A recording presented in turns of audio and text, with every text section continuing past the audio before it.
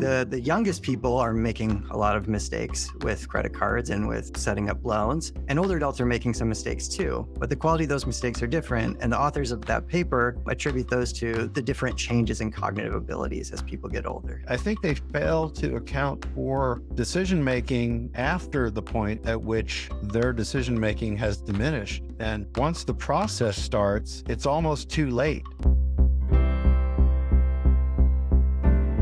Financial decisions are endlessly complicated. There's a whole academic literature that tries to study them and improve them. And of course, there's a whole financial advisory industry that tries to help people improve their decisions as well. But there exists a divide between the two. I'm Hal Hirschfield, a professor of marketing, behavioral decision-making, and psychology at UCLA's Anderson School of Management. And on the Behavioral Divide, we study that gap and try to figure out what sort of insights can we learn to help people make better financial decisions. Age is so often a topic that we prefer to avoid. And as any of us over the age of 40 have likely found, there are many things we once did that we just can't find the energy for these days. Or if we do, it may take us a few more days to recover.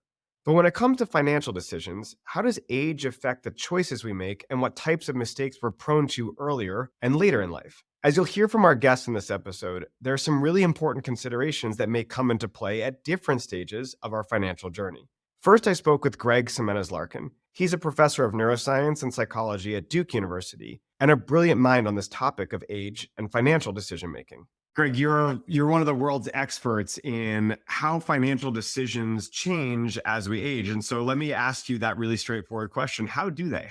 How do financial decisions change? What are the main ways that we see sort of shifts in that space? Right. So from my own disciplines, from psychology and neuroscience, I think a lot of people think of decision-making as another form of cognition. And there's a lot of evidence for cognitive decline as people get older. So people have more trouble with memory and attentional control abilities. And I think people probably assume the same thing happens to decision-making. But it's really interesting. The data don't show that at all. It's pretty nonlinear. In a lot of ways, it looks like people, as they move through adulthood, get better and better at making decisions, and specifically financial decisions. And interestingly, maybe people make the best financial decisions in midlife or late midlife, whereas the youngest adults and the oldest adults might make slightly lower quality decisions, but for totally different reasons. It's really interesting set of findings. So let's unpack that a little bit more. Tell me what you mean by sort of better financial decisions. What are some of those findings, and what does that actually look like? Probably the best paper, or at least my favorite one, is on borrowing. So how people use credit cards, or get mortgages set up, or any kind of borrowing. There's some wonderful real life data of borrowing. So these aren't laboratory experiments. These are how people actually manage their own money in their everyday life, that show that in the mid 50s, people are basically minimizing fees and making the best choices, and paying off their balances, and doing all the things that you should do to keep a high credit score, essentially, but also that pay off in the long run for maximizing your earnings in the long term. And interestingly, the youngest people are making a lot of mistakes with credit cards and with setting up loans. And older adults are making some mistakes too, but the quality of those mistakes are different. And the authors of that paper attribute those to the different changes in cognitive abilities as people get older. So as you can imagine, people get more experience as they get older. They know more stuff, and that pays off when making all sorts of decisions, but especially financial decisions where you just have more and more experience working with money. And so you get better at that. But those cognitive declines that I talked about before, you're also facing those. And so you just have more limitations in your ability to make quick decisions and make decisions in new environments about things you have less knowledge about. So in cases where you can't draw on that past experience, you struggle more. So, I think this is presenting a really interesting picture, right? Because you've got, in many cases, older adults benefiting from the wisdom of experience, right? But then they're also dealing with some of those very real cognitive changes. I know many of which you've documented, especially on a neural level. So can you explain a little bit more, what are some of the contexts that we might want to look out for when might older adults do worse, quote unquote, in the financial arena, especially relative to their younger counterparts? Yeah, I think the cases are extreme novelty.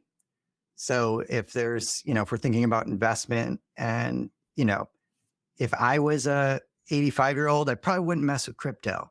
Um, so, just things that where it's really hard to generalize or where past experience with investing maybe does, or it's unclear whether it applies or not. I think that's kind of dangerous territory and maybe something I would stay away from.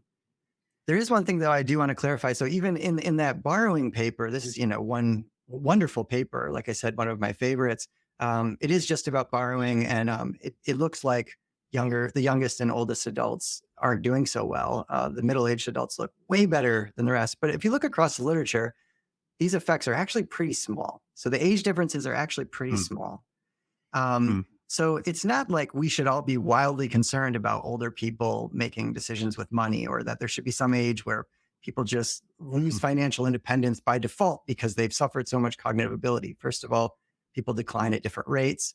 So we have to pay attention to individuals and not make generalizations. But also, even when we see these age effects, people are doing fine.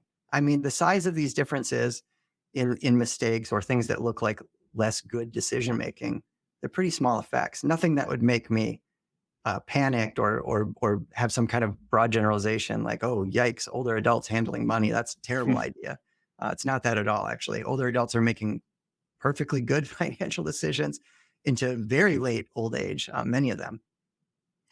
I find this really interesting because, of course, I know many of us when we think about, the decline in decision making with age. You think about driving, you can think about these other sort of arenas where maybe those declines can actually result in some pretty bad consequences. But your point is well taken, which is that there's a lot of variability, and it's not this sort of steep drop off, but it may happen at the much later years, right?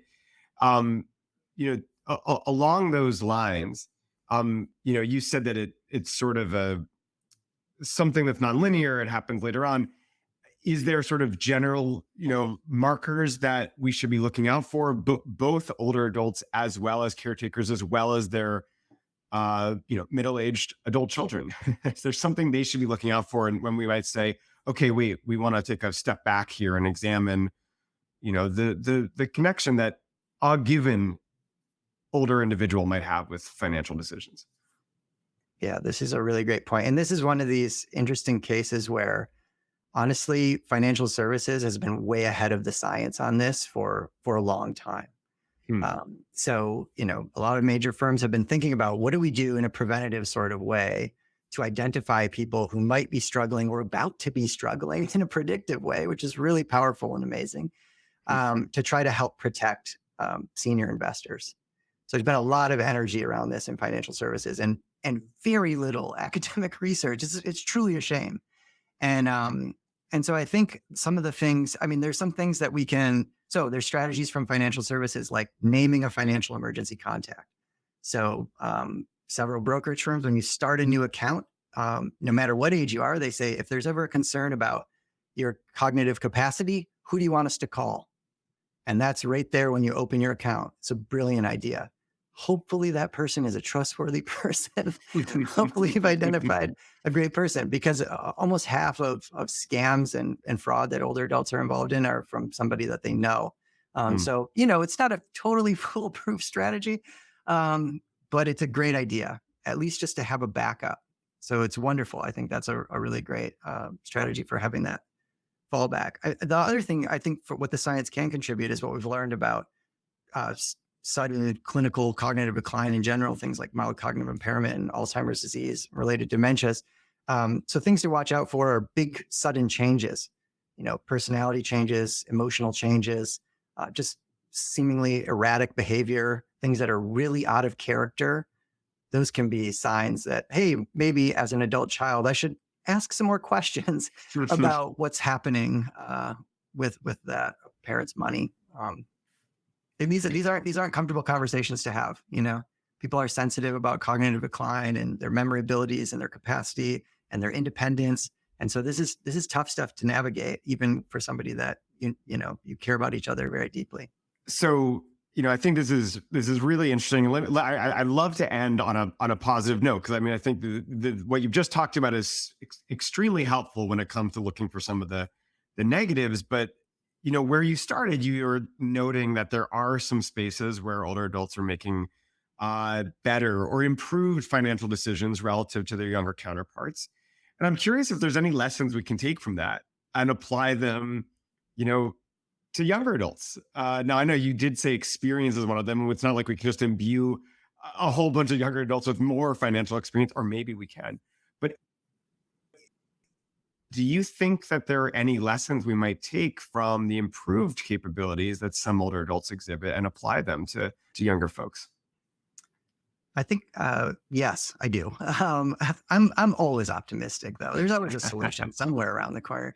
I mean, I think this probably, given the reality of a lot of this probably comes from experience, and we can't just confer decades of experience onto young people.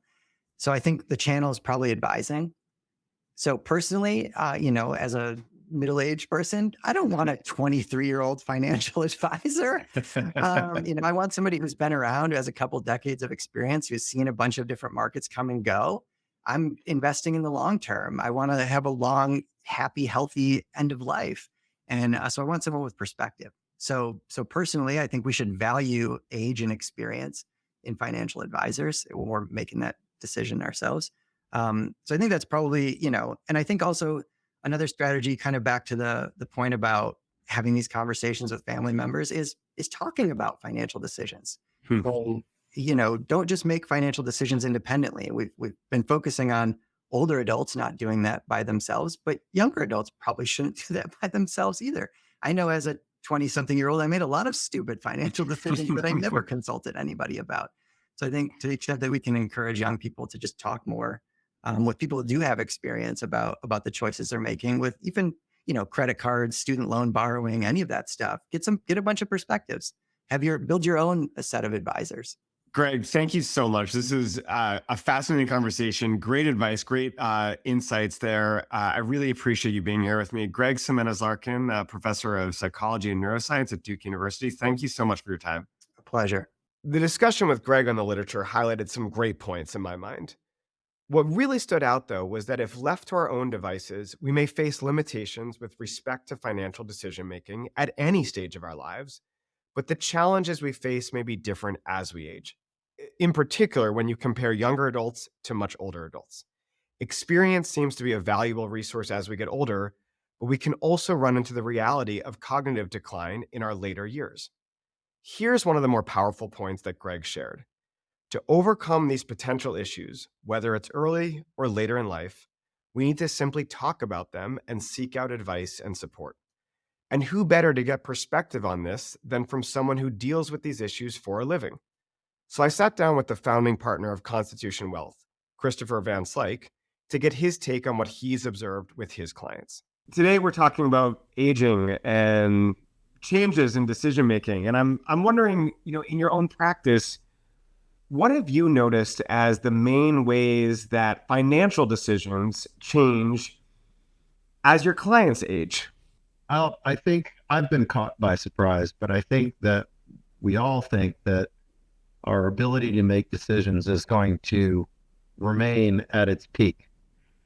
And I start to work with a lot of people in their 50s. They may be at the peak of their careers, the peak of their professional skills. And they're just brilliant people, a lot of them. And I think that neither they nor I have anticipated that their ability to make decisions would diminish. And I've personally been quite surprised by that in my own family. And I've been surprised in working with clients that some of them encountered some cognitive issues. Yeah, of course, none of us want to see those things as happening to ourselves. And so I'm wondering if you can get a little more specific and tell me, in what ways have you seen, your older clients in a way I'll put sort of quotes around it, do worse when it comes to financial decisions, especially as some of those cognitive issues come in, than maybe their younger counterparts?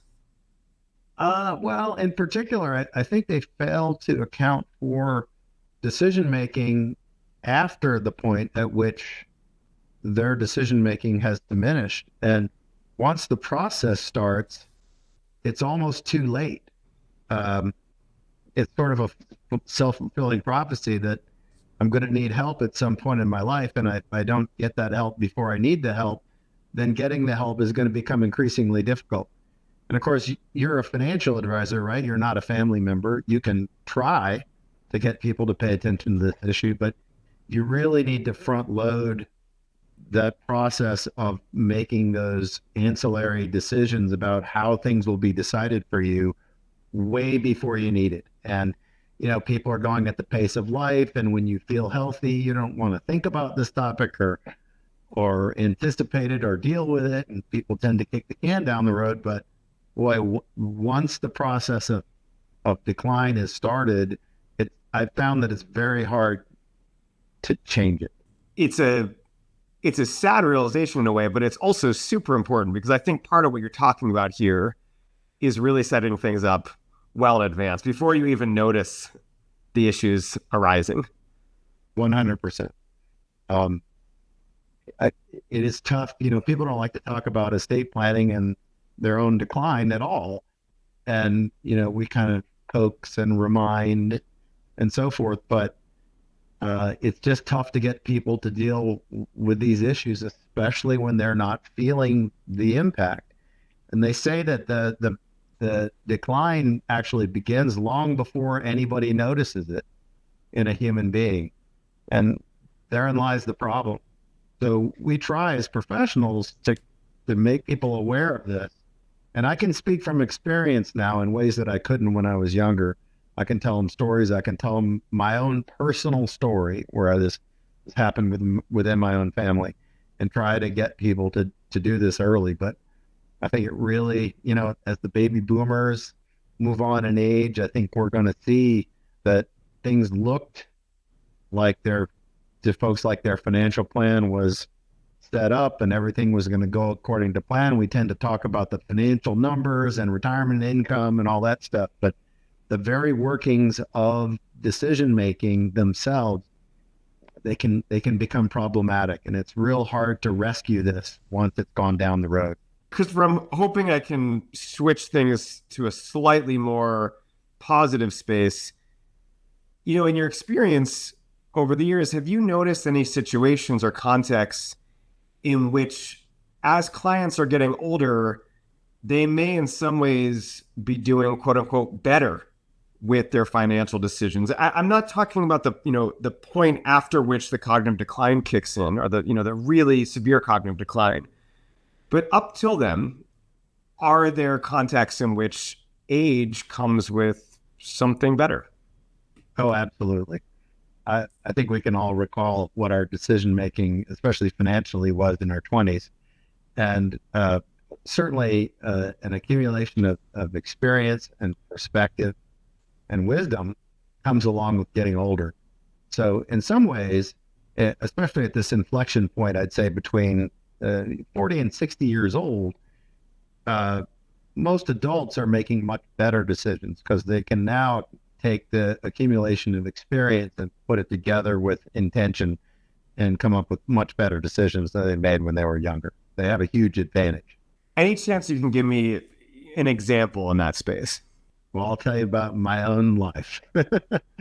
When I was in my 20s, I kind of knew what the right answer to good financial choices was, but my tendency to want to live in the present and to reward my desire for current consumption tended to overwhelm my my wiser thoughts, which knew that being prepared for the future was the way to go. And as I got older, I was simply able to put a lid on that and to think more long term. I became a better strategic thinker as I got older, and I'm not sure exactly what contributes to that. Some of that is falling on your face and having a few painful experiences. But in my own life, my decision making after, say, 35 years old got a lot better, and I got a lot wealthier. So I think most people can enjoy those years as well. The key is, I think, not to get too far off track when you're younger.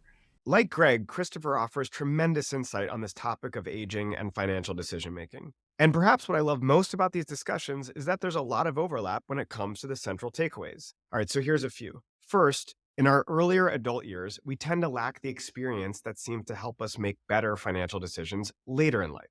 We heard both Greg and Christopher advocate for younger people seeking out advice from others that are more experienced, whether that's older family members or a financial advisor like Christopher. And as he highlighted, improving our decisions when we're young can help us avoid getting too far off track from where we want to be in the long term. Second, they both spoke about the pitfalls of not being prepared for inevitable cognitive decline as we age. Having a plan for how financial decisions will be made in the event you're no longer able to make sound decisions for yourself is key. And finally, I'll offer that we may be better off if we can try to overcome the tendency to avoid talking about age related issues. Rarely do we want to admit that we lack experience when we're young, nor do we want to acknowledge that we may lose a step as we get older. But we should recognize that we all can face these same limitations at various points in our lives, and having the courage to tackle them head on just might make a difference for our financial futures. Thanks again for listening to the Behavioral Divide. I think today's topic is one that we can all relate to, and perhaps you've got your own stories on how you've seen age affect financial decisions. I'd love to hear about them. You can find my email address in the show notes, so feel free to contribute to this discussion on how our financial decisions change as we age.